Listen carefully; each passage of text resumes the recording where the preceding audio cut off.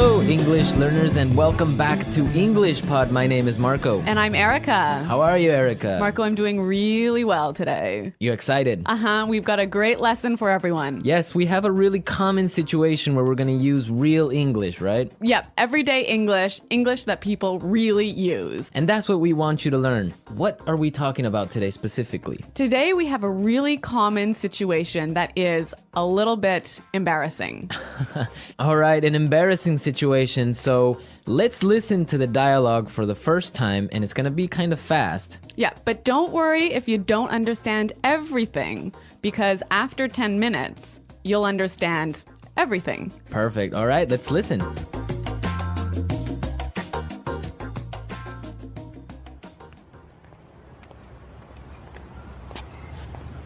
Nick, how's it going? Oh, hey. What are you doing in this neighborhood? Do you live around here? Actually, my office is right around the corner. It was great to meet you last week at the conference. I really enjoyed our conversation about foreign investment. Yeah, it was really interesting. You know, I'm in a bit of a hurry, but here's my card. We should definitely meet up again and continue our discussion. Sure, you still have my contact details, right? You know what? This is really embarrassing, but your name has just slipped my mind. Can you remind me? Sure. My name is Anna Ferris. Don't worry about it. It happens to me all the time. I'm terrible with names, too.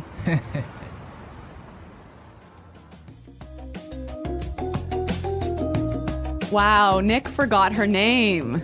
Yeah, that's happened to me a couple of times, and I'm going to tell you about it a little bit later. Okay, all right, well, let's start with our 3 language takeaways. Language takeaway. So our first word on our language takeaway is in a bit of a hurry. In a bit of a hurry. In a bit of a hurry. In a bit of a hurry. So Nick was in a hurry. Yeah, that's right. This is a great phrase. So let's listen to 3 examples of how you can use this phrase. Example 1. Can you drive faster? I'm in a bit of a hurry.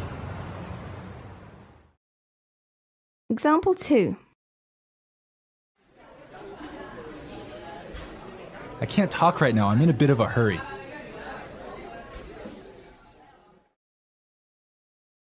Example 3. I'm in a bit of a hurry, so I'll check these files later. Okay, so it's clear now. Basically, it means that you don't have time.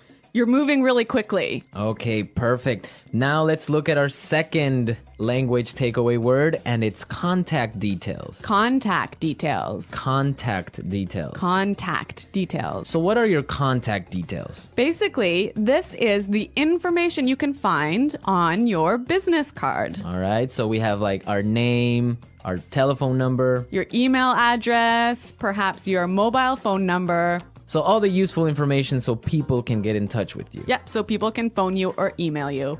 Okay, so contact details. Great. Okay, so our third word is slipped my mind. Slipped my mind. Slipped my mind. Slipped my mind. So this is a funny phrase. It's kind of strange, right? Yeah, slipped my mind. It sounds very weird. Exactly. Okay, so now we're going to listen to 2 examples of this phrase.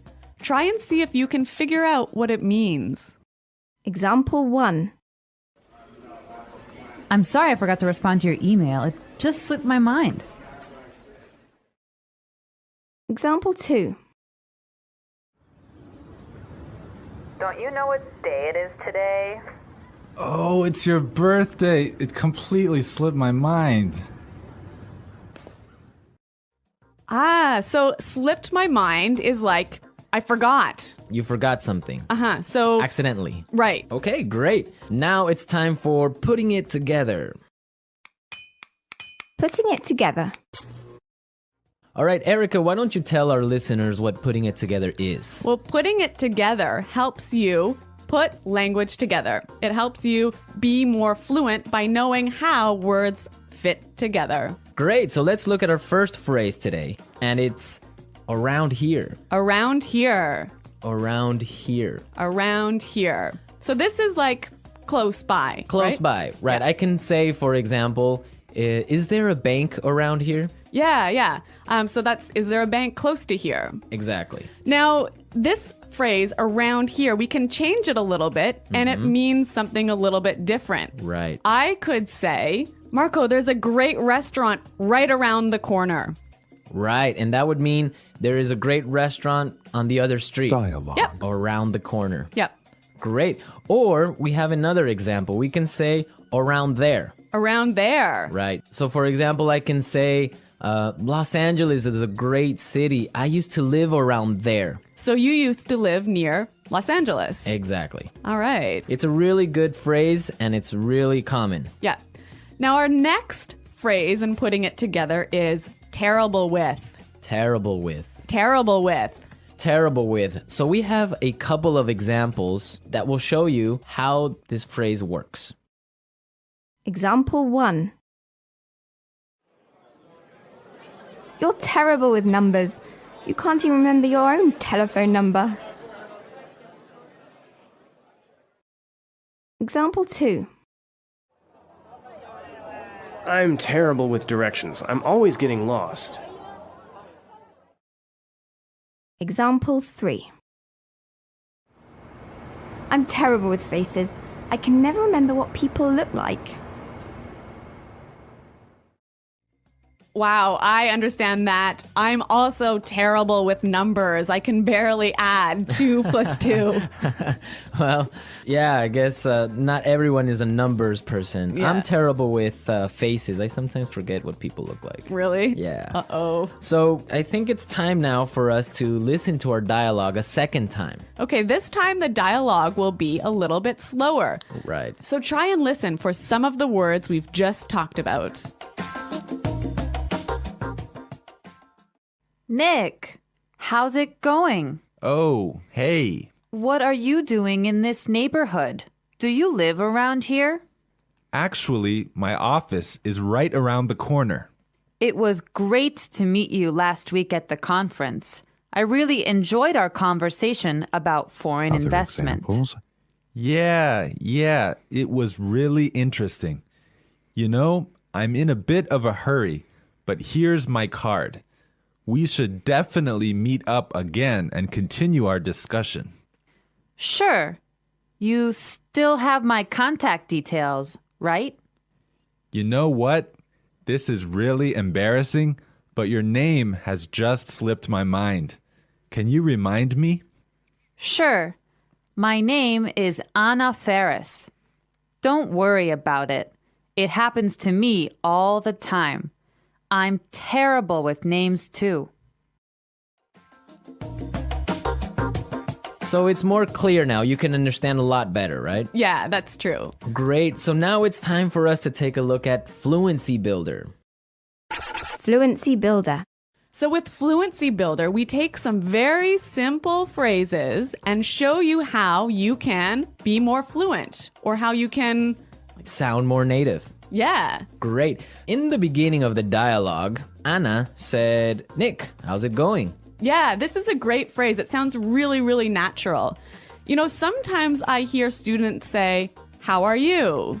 Or how are you doing? Those are 2 great phrases, but this one sounds really, really natural. It just sounds more casual. Yeah, let's listen again to that phrase from the dialogue. How's it going? How's it going? Great. So next time that you find a friend on the street, you can just say, hey, how's it going? Yeah. So Marco, have you ever forgotten someone's name?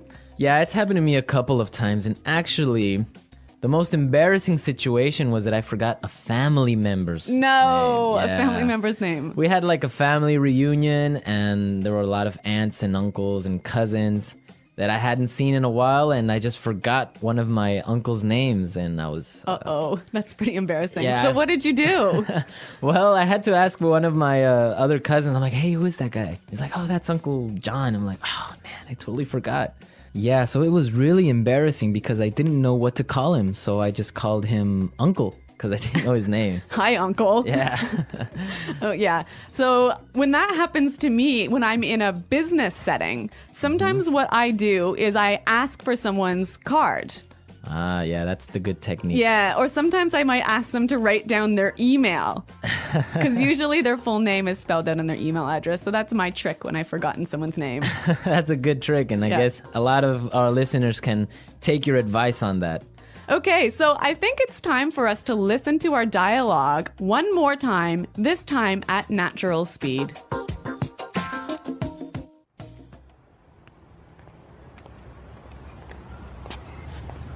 Nick, how's it going? Oh, hey. What are you doing in this neighborhood? Do you live around here? Actually, my office is right around the corner. It was great to meet you last week at the conference. I really enjoyed our conversation about foreign investment. Yeah, it was really interesting. You know, I'm in a bit of a hurry, but here's my card. We should definitely meet up again and continue our discussion. Sure, you still have my contact details, right? You know what? This is really embarrassing, but your name has just slipped my mind. Can you remind me? Sure. My name is Anna Ferris. Don't worry about it. It happens to me all the time. I'm terrible with names, too.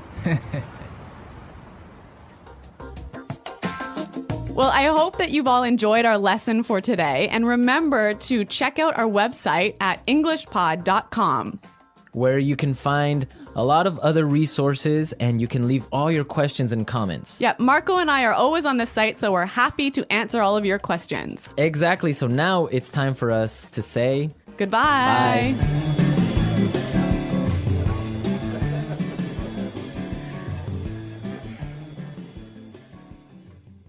The second paragraph of the dialogue. Welcome back, everybody, to another deep dive, this time into everyday English phrases. You know, those little things that can really help you sound more confident when you're speaking. Yeah, absolutely. So let's just jump right into it. Imagine you're at like a conference. Okay. And you spot someone you talked to earlier, and you really hit it off. You want to reconnect, but you completely forgot their name. Oh, yeah, that's the worst. Yeah, so awkward. It is so awkward. So what do you do? Well, you know, it's interesting. In those kinds of situations, we often feel like we can't speak, but the English language is actually full of all these tools that can help us navigate those situations smoothly. Okay, so let's dive right in. Unpack that toolbox. Yeah. What's the first phrase that can, like, rescue us from this name-forgetting fiasco?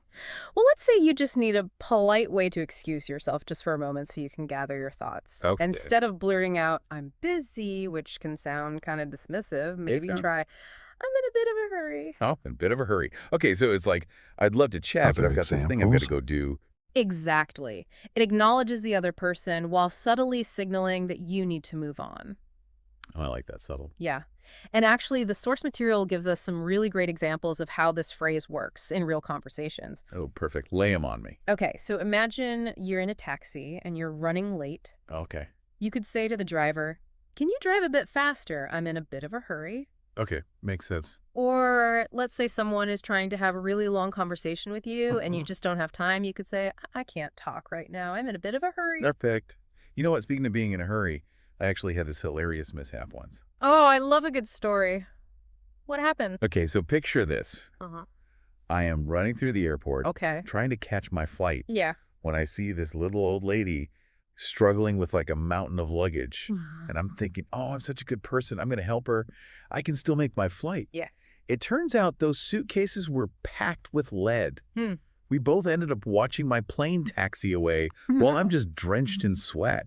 Oh, no. So in a bit of a hurry could have saved you from that whole luggage situation. You think? Yeah, lesson learned. So, okay, let's say we've excused ourselves in a bit of a hurry, but we want to reconnect with that person later. That's where our next phrase comes in handy, right? Exactly. Contact details. Ooh, contact details. I like it. It's like the bridge between that fleeting encounter and hopefully a lasting connection. I mean, it's funny how contact details has become this umbrella term for everything. I know, right? From phone numbers to like social media handles. I remember when all you needed was a home phone number. Right. It's a sign of the times. It really is. But yeah, contact details is basically the modern equivalent of exchanging business cards. Okay, I like that. And the source material actually highlights what's essential to include: your name, phone number, email address. It's about giving someone the full picture of how to reach you. So instead of saying, can I have your number? Or do you have like a card? We can just say, could I get your contact details? Exactly. It's clear, it's concise, there's no awkwardness. I like it. And like the source points out, it's a great way to make sure you can follow up after that initial meeting. I see. So we've mastered the polite exit. We've ensured that we can stay connected. But let's be honest. Sometimes the most awkward moments are when we've just completely blanked on someone's name. Ugh, the dreaded name blank. Yes. Don't worry, though. The English language has a great phrase just for this situation. Okay, tell me. Slipped my mind. Slipped my mind. Yeah. That's a classic. But why does it work so well in these awkward encounters? Well, it's all about softening the blow. Instead of just saying straight up, I forgot your name, which can sound kind of harsh, slip my mind, kind of implies that it was just a momentary lapse. It's like saying, hey, it's not you, it's my brain playing tricks on me. Exactly. I like it. Mm-hmm. And the source material actually had some great examples of this in action. Yeah, they did. One example was, I'm so sorry I forgot to respond to your email. It completely slipped my mind. Another one was, oh no, it's your birthday. It totally slipped my mind. I'm so sorry. Those are perfect. It just takes the edge off the awkwardness. And honestly, who hasn't had those moments where something important just vanishes from your brain? Like that one time I went to the grocery store for milk. Please tell me you didn't forget the milk. I did. I walked out with everything BUT milk. Oh no. It just goes to show even the simplest things can slip our minds. It's true. We're all human. Our brains aren't perfect. That's right. Now, back to that conference scenario. You slipped my mind to admit you forgot their name. What's next? Okay, so now I've got to figure out their name without making things even more awkward. Right. Are there any smooth moves I can pull out of my conversational toolbox? Absolutely. The source material had some clever strategies for these situations. One strategy is to just casually ask for their business card. Oh, that's smart. It's a natural way to jog your memory without directly saying, hey, I forgot your name. Right, like, oh, let me grab your card so I can admire the paper stock. Exactly. Or you could ask for their email address. Their full name is usually right there, and it's a perfectly normal request, especially in a professional setting. Those are good. I like those. And I think the key is to just stay calm and, keep it lighthearted, turn that awkward moment into something fun. Yeah, I think so too. A genuine, oh my gosh, your name has totally slipped my mind. Would you please remind me? Can actually make the connection even stronger. Oh, interesting. Because it shows you're comfortable being a little vulnerable. Exactly. That's a good point. So we've got, in a bit of a hurry for a polite exit, contact details for staying connected, and slip my mind for those name-forgetting moments. We've even tackled the art of how's it going? We have. But what about, keeping the conversation flowing? Yeah, that's where those simple greetings, like, how's it going? Come in. They seem straightforward, but they can be tricky, especially for non-native speakers. Yeah, I bet I've heard from some English language learners that they get tripped up on how to respond. Yeah. Like, is it just a casual, hey, back? Or do I need to give them a whole rundown of my week? Well, the great thing about how's it going is that it can be both. Okay. It can be a genuine question about how someone is doing, but it can also just be a casual greeting, like a more friendly way to say hello. So I don't have to launch into a full life update every time someone asks how's it going. No, not at all. In most casual situations, a simple, good, how are you? Or doing well, thanks, is totally fine. Okay, that makes me feel better. Yeah. And you can just kind of mirror the level of formality of the person you're talking to. So if someone's like, hey, how's it going? In a super chill way, I don't need to pull out my PowerPoint presentation on all my current projects. Unless they specifically ask for more details, a short, friendly answer is really all you need. Short and sweet. Got it. But what if I do want to share a little something extra? Then you can add a little bit of personality to your response. Okay. Something like, pretty good, just grabbed a delicious coffee, or not bad, excited for the weekend.